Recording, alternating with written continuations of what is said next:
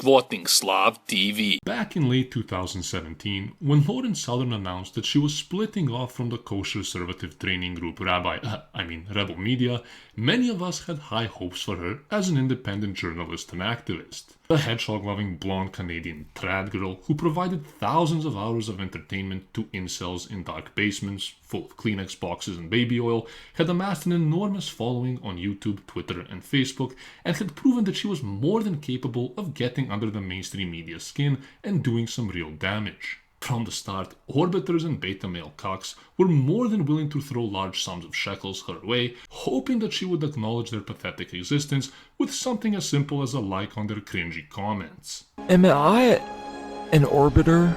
These same betas, who white-knighted and defended her against all forms of criticism, simply didn't want to hear anything bad about their trad queen Lauren, who was evidently only selling them the trad image while living a lifestyle that wasn't trad at all. Despite all of this, Lauren's beta male army jumped in to defend her when it was revealed that she had had an interracial relationship and didn't seem to care that Lauren was cozying up in bed with transsexuals and working closely with fugazi gay conservative film producers who were involved in some rather shady stuff that we'll touch on in just a minute. We're drunk and fat.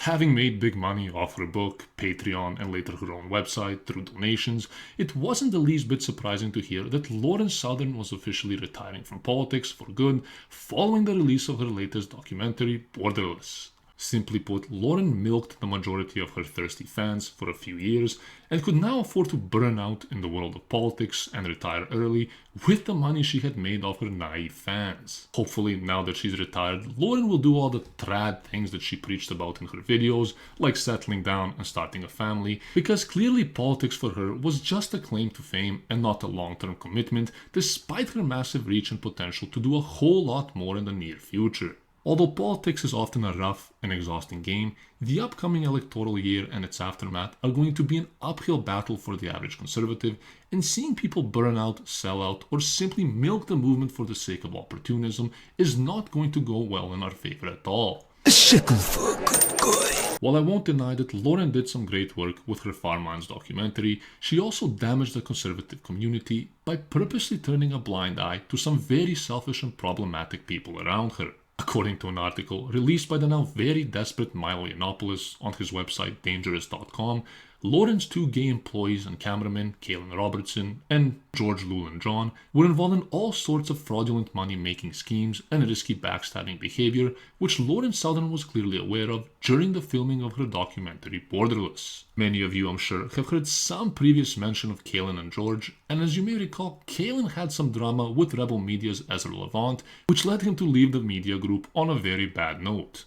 In the article, Milo details the accounts of several witnesses who claim that Kaylin and George stole donation money from Tommy Robinson, booked luxury trips and accommodation from public donation money, defrauded and doxed several major conservative pundits, and worked closely with leftist Soros-based groups such as Hope Not Hate and Antifa, amongst many other accusations. To avoid summarizing, I've linked the article for you below, but what's most worrying in all of this is that Lauren Southern was well aware of what her two Tutti Frutti employees were doing, and that she did nothing as their employer to stop their detrimental behavior.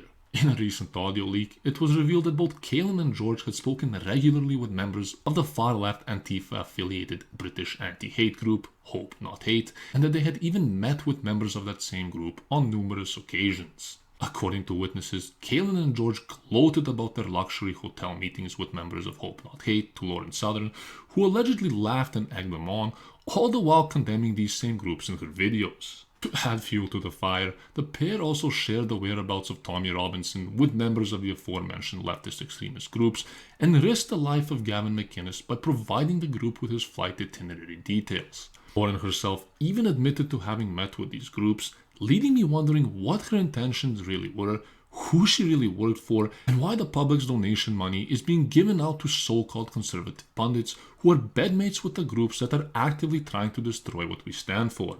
Bit of a strange one here, yeah? It's been a minute. I know, sorry man, I know it's 4 o'clock in the morning here, but I've just got off the phone to Kaylin for an hour, yeah? How much have they told you about Hope Not Hate? Not much. Why? You're aware they've been meeting with them regularly? I've met Joe too before. Yeah, I know that Caitlin and George have met with them before.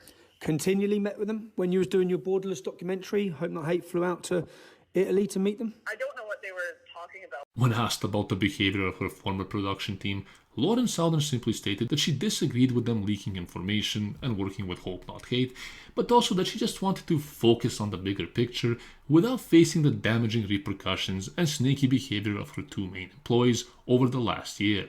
Evidently, Lauren only cared about herself, her money, and putting out her documentary before retiring, despite the fact that she herself and those around her were closely involved with groups that have jeopardized the conservative movement and most likely infiltrated it on various levels. All of this simply just goes to show that Lauren was nothing more than an opportunist from the very beginning who had no interest in preserving the long-term well-being of the movement that she claimed to represent and fight for. Her two gay cameramen, who lived lavish, degenerate lifestyles at the expense of the unsuspecting public, are also living proof that the conservative movement has been watered down to a pathetic point where it's entrusted and allowed two young gay men to proclaim themselves as prominent conservative figures and leaders. In just 2 years of her independent political career, Lauren Southern managed to milk her thirsty beta boy fanbase for money to ensure herself an early retirement, all the while selling them a false trad persona which said one thing on camera but did another behind closed doors.